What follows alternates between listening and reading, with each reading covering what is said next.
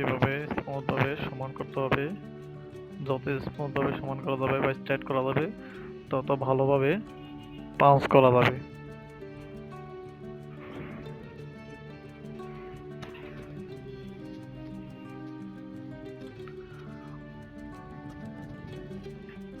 এভাবে টেনে আমরা কেবলটা সমান করে নেব, তাহলে আমাদের কেবলগুলো সমান থাকবে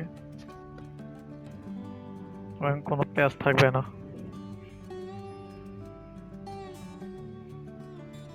এভাবে কমলার সাথে কমলা, সবুজের সাথে সবুজ, কমলার সাথে কমলা, সবুজের সাথে নীল, নীলের সাথে সবুজ, বাদামির সাথে বাদামি,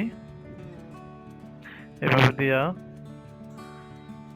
এভাবে আমরা কাটা দিয়ে কেটে নেব।